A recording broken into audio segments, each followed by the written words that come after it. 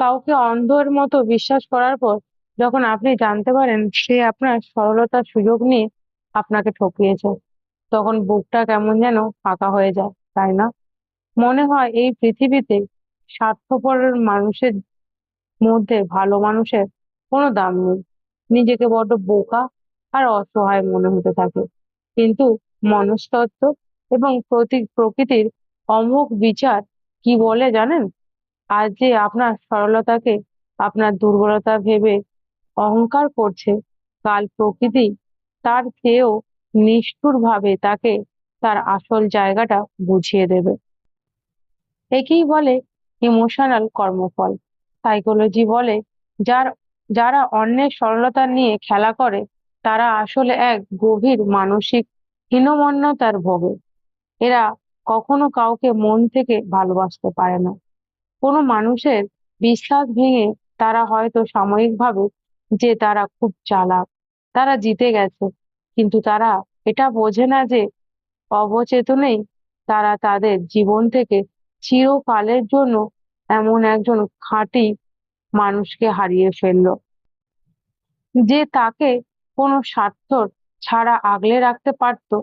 একজন বিশ্বাসী মানুষকে হারানোর চেয়ে বড় ক্ষতি আর কিছু হতে পারে না, যা এই ঠগবাজরা অনেক দেরিতে গিয়ে বুঝতে পারে। বিজ্ঞান বলে প্রত্যেক ক্রিয়ারই একটি সমান ও বিপরীত প্রতিক্রিয়া আছে। মনস্তত্ত্ব আর মানুষের জীবনের ক্ষেত্রেও এই নিয়মটা 100% খাটে।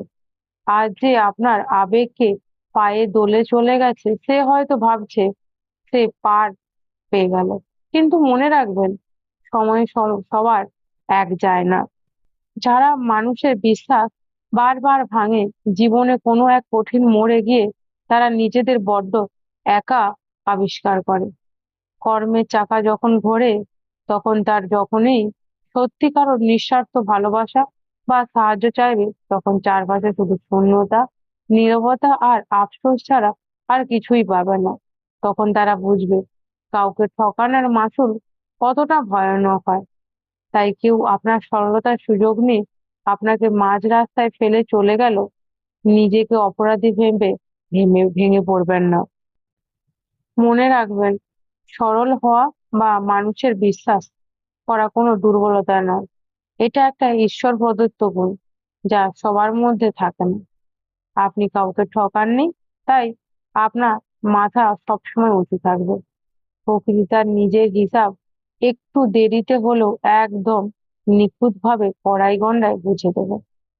যে আপনাকে হারিয়েছে, আফসোসটা একদিন শুধুই তারও হবে, আপনার নয়। এই ধরনের মনস্তাত্ত্বিক ও বাস্তব জীবনের গল্প আরো দেখতে চাইলে আমার এই চ্যানেলটি সাবস্ক্রাইব করুন এবং পাশে থাকা বেল আইকনটি প্রেস করুন।